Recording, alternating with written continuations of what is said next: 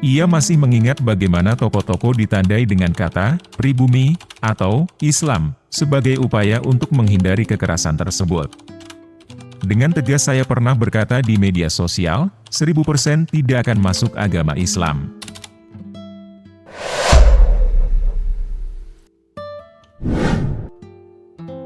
Assalamualaikum warahmatullahi wabarakatuh. Sahabat kalbu yang Allah cintai. Kisah kali ini menceritakan kebencian pria keturunan Chinese kepada Islam, berawal dari kerusuhan 98 hingga akhirnya hidayah menghampirinya. Kita masuk ke kisahnya.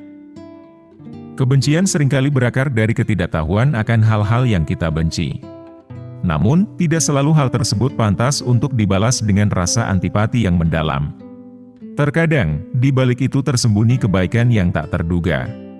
Oleh karena itu, sangatlah bijaksana untuk tidak tergesa-gesa dalam memberikan penilaian.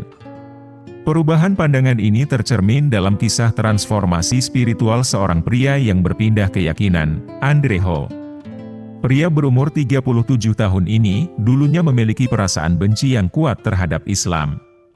Di masa lalu, dia yang juga dikenal dengan nama Muhammad Fikrul Mustanir, secara sengaja membentuk opini negatif publik terhadap ajaran monoteisme ini. Media sosialnya pernah dipenuhi dengan narasi yang menyerang Al-Quran, Nabi Muhammad Shallallahu Alaihi Wasallam, dan umat Muslim. Namun, setiap efek memiliki penyebabnya. Rasa benci Andre terhadap Islam terbakar dari pengalaman pribadinya selama peristiwa 1998. Saat itu, kerusuhan melanda berbagai wilayah di Indonesia, dan seringkali, amarah massa ditujukan kepada kelompok etnis dan agama minoritas tertentu. Andre, yang saat itu masih remaja berusia sekitar 14 tahun, sangat terpengaruh oleh kejadian tersebut.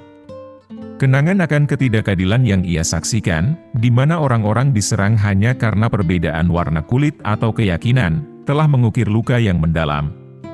Ia masih mengingat bagaimana toko-toko ditandai dengan kata pribumi atau Islam sebagai upaya untuk menghindari kekerasan tersebut. Dengan tegas saya pernah berkata di media sosial, 1000% tidak akan masuk agama Islam. Begitu kuatnya rasa tidak suka saya terhadap Islam kala itu. Astaghfirullahaladzim, begitu kenang Andre Ho ketika berbagi ceritanya dengan Republika baru-baru ini. Andre sendiri dibesarkan dalam keluarga yang taat beragama. Nilai-nilai spiritual selalu diutamakan di rumahnya, dengan orang tua yang rajin dalam beribadah. Mereka bahkan mengundang seorang pendidik agama ke rumah untuk mengajar anak-anak mereka. Sehingga, sebelum mengenal Islam, Andre dan saudara-saudaranya dibina dengan ajaran-ajaran agama dari orang tua mereka. Sebelum peristiwa yang mengguncang tahun 1998, Islam bagi Andre adalah agama yang asing. Ia belum merasa tertarik untuk mendalami atau mengenal lebih jauh. Pengetahuannya tentang Indonesia, sebagai negara dengan mayoritas penduduk Muslim, hanya sebatas pada hari-hari besar Islam yang dirayakan sebagai hari libur nasional. Dalam lingkungan pertemanannya, Andre yang masih muda jarang berinteraksi dengan teman-teman Muslim. Mayoritas dari mereka, seperti dirinya, adalah non-Muslim. Hal ini membuatnya mudah terpengaruh oleh stigma negatif yang beredar tentang Islam. Ketika kerusuhan melanda Jakarta pada tahun 1998, Andre yang masih muda merasa sangat terpukul. Berita tentang kerumunan yang beraksi atas nama Islam seringkali terdengar. Seakan hanya dengan menjadi Muslim, seseorang bisa terlindungi dari amarah massa. Peristiwa ini memicu rasa benci yang mendalam dalam diri Andre. Meskipun ingin menyuarakan pendapatnya secara terbuka, ia merasa takut. Sebagai gantinya, ia memilih media sosial sebagai wadah ekspresi. Di sana, ia sering terlibat dalam debat dengan netizen lainnya. Tulisan-tulisannya yang cenderung mengkritik Islam seringkali menimbulkan kegaduhan di ruang maya. Itulah cara dia mengekspresikan rasa bencinya. Pemicu utama yang mendorongnya untuk berbicara buruk tentang Islam adalah tindakan dari suatu organisasi masyarakat. Organisasi tersebut kerap dilaporkan melakukan tindakan sepihak, seperti memaksa penutupan warung atau toko yang menjual alkohol. Sasaran mereka juga mencakup tempat-tempat hiburan malam. Namun, setelah mempelajari lebih dalam tentang Islam, pandangannya mulai berubah. Saya menyadari bahwa tindakan organisasi masyarakat tersebut didasarkan pada pertimbangan manfaat dan kerugian, bukan semata-mata untuk merugikan orang lain, ungkapnya. Sahabat kalbu yang beriman, ketika Andre memeluk Islam, pandangan stereotip tentang agama ini sebagai pencinta perang dan sejenisnya pun lenyap. Ia kini memahami bahwa Islam, yang berlandaskan Al-Quran dan Sunnah, adalah sumber kasih sayang untuk seluruh alam. Perjalanan Andre Ho menuju pencerahan dimulai sejak dia masih remaja. Meskipun lahir dari keluarga yang religius, ia tidak langsung menjadi tenang dan saleh. Sebaliknya, ia dikenal sebagai remaja yang nakal, sering terlibat dalam kenakalan khas usia muda. Sebelum mengucapkan syahadat, kehidupan malam adalah bagian dari rutinitas Andre. Dia juga kerap berselisih dengan orang tuanya, menolak untuk diatur karena sikapnya yang egois. Ayahnya bahkan pernah berkata, bahwa hanya Tuhan yang bisa membuka mata Andre, bukan sekadar nasihat orang tua. Dan ternyata, dua orang tua memang memiliki kekuatan. Dalam masa introspeksi, Andre sempat menyimpulkan bahwa Tuhan tidak ada, menjadikannya seorang ateis. Namun, setelah berdialog dengan beberapa pendeta dan teman dekatnya, ia kembali pada keyakinan akan adanya Tuhan. Meski demikian, ia tetap menolak untuk mengikuti agama tertentu. Manusia memang memiliki kehendak bebas, namun hanya Allah yang maha berkehendak. Siapa yang menyangka, Andre yang dulu mengabaikan agama, akhirnya menemukan petunjuk ilahi. Hidayah itu datang melalui salah satu orang yang paling dekat dengannya. Andre memiliki sepupu yang Muslim. Suatu hari, mereka berdiskusi tentang konsep ketuhanan, agama, dan tujuan hidup.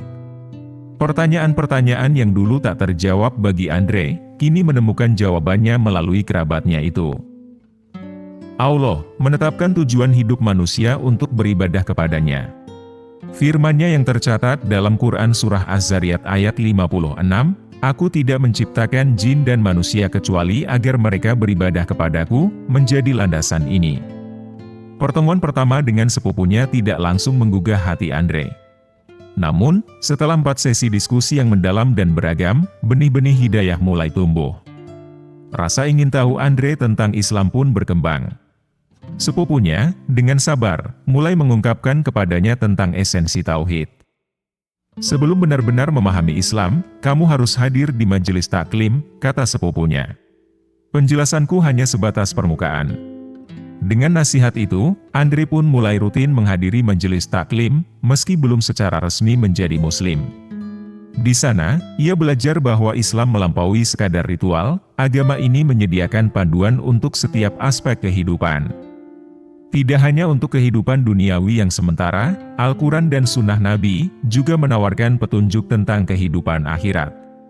Pada kunjungan keempatnya ke majelis taklim, pada tanggal 24 April 2019, Andre mengucapkan syahadat dan resmi memeluk Islam. Hati manusia berada dalam genggaman Allah, yang maha kuasa membalikkan keadaan. Dari awalnya menolak Islam, Andre kini merasakan cinta yang mendalam terhadap agama ini. Kini, ia bahkan aktif dalam kegiatan dakwah, menyebarkan pesan-pesan yang pernah ia tolak. Ketika saya mengucapkan syahadat, saya diberikan seperangkat perlengkapan sholat, dan literatur Islam. Saya letakkan semuanya di atas meja begitu tiba di rumah, refleksi Andre. Kehadiran barang-barang yang identik dengan Islam di rumah, menimbulkan pertanyaan dari keluarga. Ibu saya pun menjadi curiga. Namun, pada saat itu, saya masih belum memiliki keberanian untuk mengungkapkan keislaman saya. Saya ingin jujur kepada mereka, bahwa saya telah memeluk Islam. Namun, ketakutan menghalangi saya, sehingga saya meminta pendampingan dari seorang ustaz, ungkapnya. Dari keluarga, hanya ayah saya yang bersedia bertemu. Sementara itu, ibu saya memilih untuk mengurung diri di kamar. Keputusan saya kala itu benar-benar mengejutkan keluarga dan tetangga.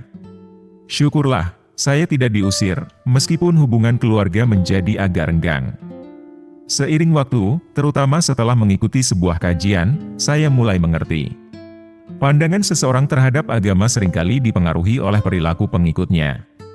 Sebagai Muslim, saya bertekad untuk membawa citra positif bagi Islam. Karena itu, saya berusaha menjadi orang yang lebih baik. Dulu saya sombong dan tidak suka bergaul. Namun, sekarang saya berusaha untuk lebih terbuka dan ramah, tutur Andre. Itulah kesombongan yang dulu membuat saya membenci Islam. Saya bersyukur kepada Allah Subhanahu wa Ta'ala karena telah dipertemukan dengan sepupu saya. Melalui dakwah yang saya lakukan, keakuhan dalam diri saya perlahan terkikis. Saya mulai perjalanan spiritual dengan kerendahan hati untuk lebih mengenal Islam. Dan akhirnya, hati saya malah jatuh cinta pada agama ini. Saya sendiri tak pernah membayangkan bahwa mereka yang mengajarkan saya tentang Islam, yaitu penyelenggara majelis taklim yang saya ikuti, adalah organisasi yang dulu saya benci. Inilah bukti bahwa ketika Allah telah menetapkan hidayah bagi siapapun yang Dia kehendaki, tidak ada yang dapat menghalanginya. Dan itulah kisah dari seorang pria yang sangat membenci Islam, dan akhirnya hidayah datang kepada beliau. Semoga kita bisa mengambil hikmahnya, dan bisa meningkatkan keimanan kita. Wallahu a'lam bishawab. Terima kasih sudah menonton video ini sampai akhir. Jangan lupa like, komen, dan subscribe channel Ruang Kalbu. Wassalamualaikum warahmatullahi wabarakatuh.